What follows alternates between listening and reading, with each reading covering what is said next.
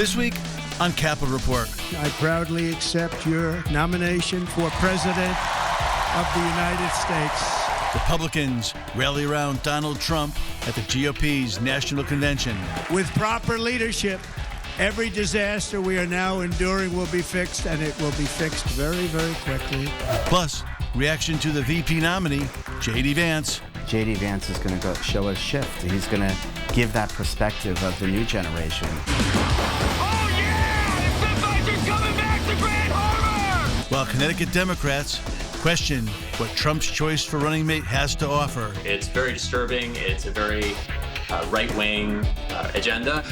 This is crazy. This is crazy. This is crazy. We have the state's GOP chair weighing in on Democrats. They're a very homogenized and pasteurized party. Milk was a bad choice. Also, Governor Lamont's latest executive order getting a lukewarm reception from Republicans. Don't do this. No. I gotta say, I could have called this one. And after years of toying with opponents on the basketball court, Sue Bird gets a Barbie. Hi, Barbie. Hi, Barbie. That's my cue. Capitol Report starts now.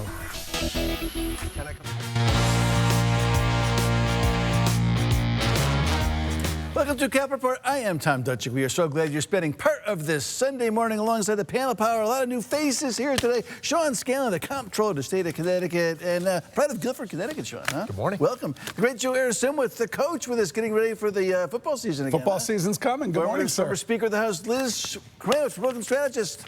Good morning. And the voice of freedom, as always, 94.9. Lee Elsey is with us to bring some Republican red meat, Lee. Huh? Let's get into it. Hey, so quite a week for Donald Trump. Former president basked in the glow of his party faithful at the Republican National Convention last week. On Thursday, he delivered a lengthy speech that began with a theme of unity. This was Trump's first speech since he was injured in an assassination attempt. He spoke about the experience immediately before diving into what he'd like the next 4 years to look like if he winds up back in the White House.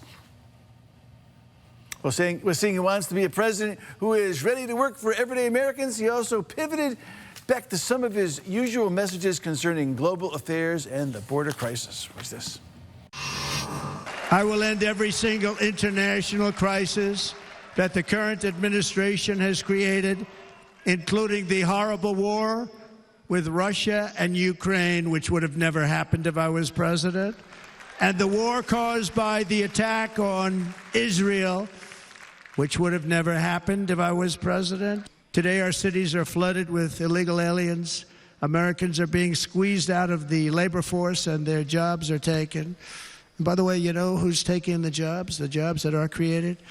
107% of those jobs are taken by illegal aliens. We also caught up with Connecticut Republican Party Chair Ben Proto at the RNC last Wednesday night to get a feel for the mood among the state's GOP delegates in Old Milwaukee. Watch this. This is 8+ years in the making, and all of this energy and all of this angst and all of this excitement has been building from the time he came down the escalator through 2021 when President Biden took office, and has just continued to build till we got here today, and it all just erupted. It's like Ben just got back from the Harley Museum down the road there in Milwaukee for a ride. So, Lee, big night for the Republicans. Wrap it up for us. I have to steal a line, though, from somebody I know, that he looked very sweaty. A little gloss. There was a little bit of a glow. A little glow to him. Yes. Yeah, listen, I think it was a great night for Republicans. I think Trump hit a home run. 90 minutes is a little bit of a long speech to be giving, longest, I think, ever in the history of the RNC. But I think he hit a home run. I think he seemed more human.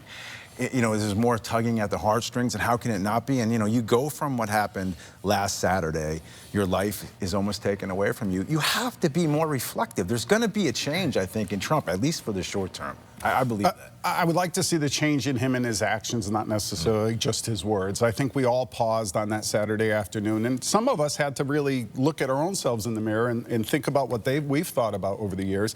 Nobody wants to see that. There is no excuse for violence at any level, especially against a political candidate for where they stand. Now, I still find him and his views, and with the addition of J.D. Vance that we'll talk about, as just scary, plain old scary. And I don't think it was the home run. I think the first 15 minutes, he seemed sincere. he seemed reflective, but then he fell right back into the old Trump of trying to divide people. I don't know what 107% of the jobs are. You know, I'd like to see the math on that. But look, it's still a political campaign. We got to figure it out. We should be respectful. We should all be a little restrained, but we have to talk about these issues. Yeah, I think, you know, the reality is that an American was killed for their political beliefs last weekend. Wrong. And the former president and current candidate was almost assassinated on live television. And if that is not a reason to really take a pause as a country, but especially for those of us who are in this process and part of this process in some meaningful way, and I think that the entire convention reflected that, right? You heard from the president's family, you know, you heard from people who have known him for a long time, people who have this emotional compulsion and a relationship to Donald Trump. And I think that was a very important pivot when you talk. This is not, you know, when we're talking about a president almost being killed, and now it's about, he's a human being at the end of the day. And I think that's a lot of what we heard at the convention. Sean, what does the Connecticut Democrats have to think about all this? Look, I think it was a terrible day in our country, what happened last Saturday, and a scary one at that. And I think it did, as the speaker said, give us all a reason to pause. The problem is, if you watched the first 15 minutes of his speech, then you would have thought that he was going to continue with that message. If you watch the rest of it, you would think that he's the same guy that we've seen for the last 10 years. And I think that that is what the American people are going to be looking at, is what are both sides going to be saying and doing in the wake of this tragedy. He continues to sound like the same guy he has been. And our party, I think, needs to figure out what we are going to be saying, but all of us need to work together. That's what the American public wants to see. Unfortunately, that's not what we saw. Hey guys, so Scanlon's pal, Connecticut Senator Chris Murphy, spent a lot of time on X this week slamming the Trump agenda on abortion, crime, and taxes. Take a listen. The Republican plan that they are going to talk about this week at their convention is to repeal the Bipartisan Safer Communities Act, other measures the Biden administration has taken to try to tackle crime in this country by getting guns out of the hands of dangerous people. It is the worst kept secret in America that Republicans, if they get power, if Donald Trump is elected, are going to criminalize abortion everywhere in this country. Ask yourself this: do billionaires in America really need an extra $3.5 million in tax cuts? So, Sean, this seems to be the message the Democrats are going with against the Republicans in November. Yeah, look behind the unity message. We all want unity in this country. We all want to improve our rhetoric because we got to take that temperature down. It's very scary what's going on. But behind that, we also have to keep talking about the issues that are the differences between us. We have to do that civilly, we have to do that respectfully, but there are really big differences between us. Chris is one of the most effective communicators in our party at breaking down what those differences are. And I think we're going to spend the next few months in America having an honest and hopefully civil conversation about what is truly at stake, because there's a lot at stake. I'm glad you said the word honest, because the reality is Republicans have said at every level and as many ways as possible, there is no effort to make a national ban on abortion. You have Republican candidates who are openly and proudly pro-choice, and yet Democrats continue to say that no matter what and no matter the reality, Republicans are anti-choice. So if we're going to have honest conversations about these issues, we should be honest. And where we agree, we should indicate that agreement, whether it's on abortion or gun control. There are Republicans who voted in the bipartisan gun control bill. There are Republicans who are advocating that we enforce our gun laws. You know, so I am for honest conversations, but you have to be honest. Like I say, so what about Trump's VP selection? J.D. Vance, a Yale Law School grad. He's half Trump's age, making him the first millennial candidate. One high-ranking Republican here in Connecticut says the Vance picks makes him feel more comfortable about President Trump. Watch this. This selection is suggesting that he is not a person of vengefulness, that he's willing to listen to people that don't agree with him, and to take on people of different perspectives. So I think it has changed my outlook on President Trump a little bit. But certainly I think it helps the ticket bringing in somebody that is of his age and of his generation. As for the chair of the Connecticut Democratic Party, Liz's pal Nancy DiNardo didn't pull any punches with her thoughts on Vance, saying J.D. Vance is the embodiment of the new MAGA Republican and a mirror for Donald Trump. He supports a national abortion ban. He thinks Project 2025 is full of good ideas, and he wouldn't have certified the 2020 election, guys. Lee, are you happy with J.D. Vance? Huh? He wasn't really on my radar, guys. I mean, he was really down on the list. It was sort of a surprise for me. I like him. The more you find out about him, the more I kind of like him. His story is remarkable. Came from nothing. Mother, drug addict. Grandmother took care of him. You know, smart as you can be. Yale, all that stuff rolled up. So I would have went in a different direction. Like I had Tulsi Gabbard at the top of my list. I like Huckabee at the top of my list too as well. So I think Trump, I don't know what voters he got by making this decision. I like the guy. He's growing on me, but I would have went in a different direction. See, I think the voters he got are the ones he's trying to and has been for his entire political career to cultivate. You look at J.D. Vance's positions, and they are very, very scary. He calls an abortion and pregnancy from incest and rape an inconvenience. So we can't say that the national platform isn't going that way. It very much is if J.D. Vance is a figurehead of the position. You look through all his positions, whether it's immigration, whether it's Ukraine, whether it's abortion. I don't think it's where the majority of the people in the United States are, but that's where the MAGA base is. And he plays to that. And how he went from a never-Trumper to now he's the greatest guy in the world is very peculiar to me. I don't know how it happened, but it happened. It's reinforcing that base that President Trump, former President Trump, knows he needs for that election. And I think it was a terrible pick, and it puts the policies of this nation at great risk. Abortion's all over today's conversation. Abortion's a loser for everybody. Yes. It's a no-win for anybody who's running for politics. Mr. Scanlon, jump in. Look, I'm a millennial, so it's great to see a fellow millennial elevated to the national stage. Both parties should be doing that more. The problem is he's young, but his ideas are old, and I think we have to really talk about what it is that he's saying and look beyond. He does have an amazing story. He's a very talented guy, but the things that he's talking about are things that I think take us in a backwards direction. Quickly, Liz. I think Trump made it very clear that specifically on the abortion issue, right? You know, he had his agenda passed through the platform committee at the RNC, which did not include any pro-life language on it. And my understanding is that J.D. Vance's positions were taken down from his website. The important piece there is that Donald Trump is the leader and is the running for president, and he's dictating where those policies go. So. All right, guys, up next on Cap Report. Nope, we're not done talking about millennial Vance. Our very own Gen Zer, Mike Cerulli, is here with some more insights and react to the VP pick. We come back. Do not go away.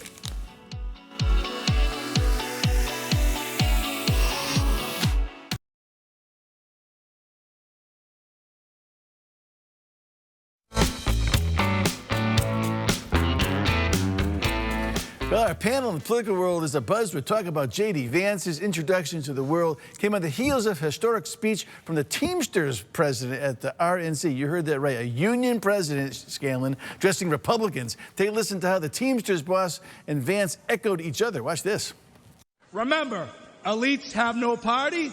Elites have no nation. Their loyalty is to the balance sheet and to the stock price at the expense of the American worker. We're done, ladies and gentlemen, catering to Wall Street. We'll commit to the working man. Joining us now, our pal Mike Cerulli. Mike, hey, help us make a sense what we just listened to there.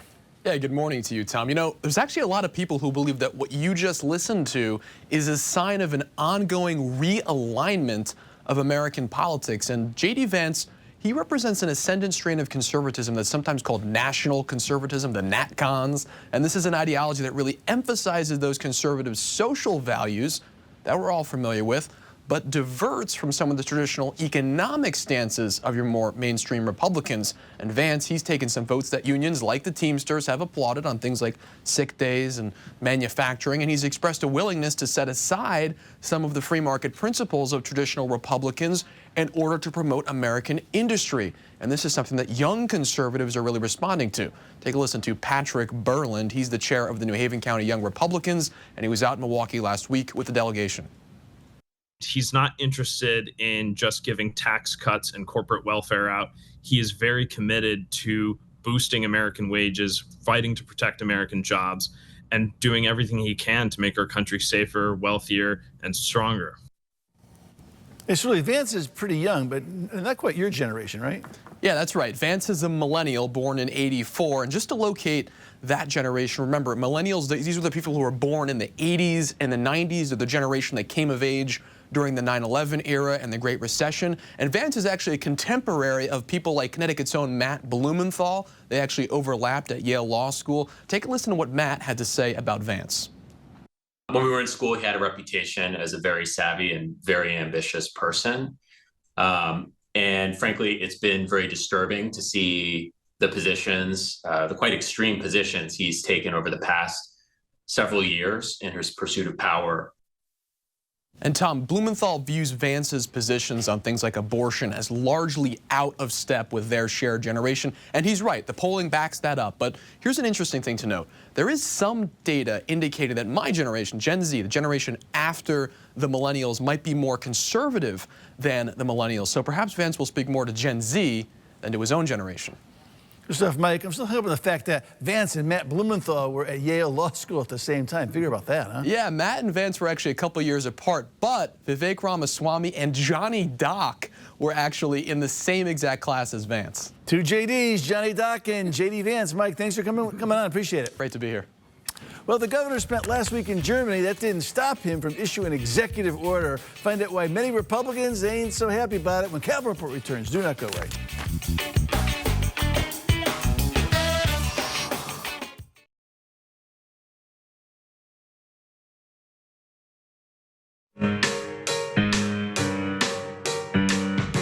The Capitol emptied out for the summer. Governor Lamont issued an executive order last week that establishes a new office to promote equity and inclusion within Connecticut state government. There will be a chief officer appointed by the Gov who will coordinate efforts to eliminate systemic barriers and ensure state government offices are representative of the people they serve.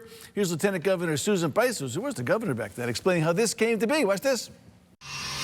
One of the things that the governor and I saw during COVID is having very diverse voices at the table when we were making decisions about how to keep the people of Connecticut healthy, is that those diverse voices make for better decisions and better outcomes in public policy. Republican leadership not on board with this plan. State Senator Rob Sampson had called it a waste of money. House Minority Leader Vin Candelera calls the appointment of a DEI czar ill-conceived, adding, quote, rather than installing what will surely be a mind-numbing layer of bureaucracy to manufacture illogical outcomes, Governor Lamont should be prioritize a more basic yet crucial goal, bringing state employees back to the offices. Come on, Lee, this is red meat for you. DEI, conservative talk radio. Come on. I mean, it's exhausting. So, okay, can we please put the best people in the best jobs? I mean, the best people in the jobs, and stop worrying about diversity, equity, and inclusion. I know I'm frustrating myself. Can I apply for this job? Is it open for me? Can I get it? Can I be the head of this, the czar of the diversity, equity, and inclusion? You make a good czar. I think I would make a great czar. Listen, all the companies that dip their toe in this pool pull it out. Anheuser-Busch, Meta, Telsa, all get out. They're out immediately. It doesn't work. Bottom line, please put the best people in. Doesn't matter what color they are, what sexual preference they are. If they're the best at the job, let them do it. Well, Scanlon will tell you how it works. Well, they're out because this has unfortunately become a political buzzword and a political football like everything else in our society. And if we actually step back from the politics and the rhetoric around this thing and actually do what the Republican Party was saying they want to do at their convention, which is talk about what unites us and not divides us, you would all probably agree that making sure our workforce is representative of our state is a good thing. It's not about hiring people based on who they are. It's about recruiting to have a broader and more representative workforce. That's what the governor is doing. That's what his executive order is all about. And Lee, I hope you do apply. Can I say one other thing? I know you want bald guys apply, though. Is it not represented right now? And you know, Lamont has had almost 8 years to make it representative. What's happened? So my office, as the comptroller, sort of the HR department of the state, has been doing research on this, back a couple comptrollers starting under Kevin Lembo. We have made progress under the Lamont administration. His administration is among the most diverse in the history when it comes to representation from the kind of people that we want to see as representing our state. But we still have work to do, and that's what this position is going to be all about. I'll just say quickly, this is about process from my perspective, right? This is a bill that was raised in the legislature during the session. it didn't go anywhere. It didn't have enough legislative support. And so I think when we're talking about process and we're making sure that the voices are heard from the people who are actually accountable and not unelected bureaucrats, I'm for process. And so we should have seen this go through. If this was a priority for the governor, he should have put his muscle into it. Hey, get off the process. Zippy conversation. Liz talks process. Look, I think you can do both. You can have the most qualified, the best people in the positions while bearing in mind what it looks like to the state. I did it as speaker, especially with my committee chairs. You can do it as long as it's really your moral compass and you're trying to do the right thing. Process. Okay, process, yeah, right. All right, next on Cap Report, the 3 Bs, basketball, Bird, and Barbie. We'll explain when we get back. Do not go away.